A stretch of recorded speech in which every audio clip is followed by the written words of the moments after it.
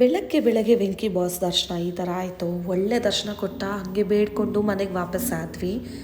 ಆಮೇಲೆ ನಮ್ಮ ಅಕ್ಕ ಅವರ ಅತ್ತೆ ಬಂದಿದ್ದಾರೆ ಪುಣೆಯಿಂದ ಸೊಸೆನ ಮತ್ತು ಮೊಮ್ಮಗಳನ್ನ ನೋಡೋಕ್ಕೆ.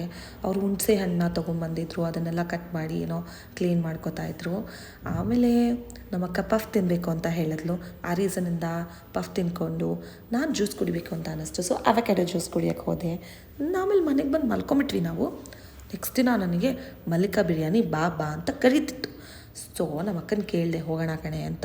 ಅದಕ್ಕೆ ಹೌದು ನಾನು ಜಪಾನಿಂದ ಬಂದಾದ್ಮೇಲೆ ಹೋಗಿಲ್ಲ. ನಮ್ಮ ಅಕ್ಕ ಮನೆಯಿಂದ ಒಂದು 15 ಮಿನಿಟ್ಸ್ ಡ್ರೈವ್ ಅಷ್ಟೇ, ತುಂಬ ಹತ್ರನೇ ಮಲ್ಲಿಕಾ ಬಿರಿಯಾನಿ ನಮ್ಮ ಅಕ್ಕ ಮನೆಯಿಂದ.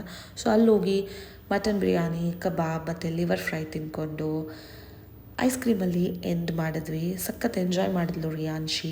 ಅವಳು ಈಗಲೂ ಕೇಳಿ ಏನಾದರೂ ಅವಳಿಗೆ SP ಬಿರಿಯಾನಿ ಇಲ್ಲ ಮಲ್ಲಿಕಾ ಬಿರಿಯಾನಿ ಎರಡೇ ಹೇಳೋದು ಅವಳು.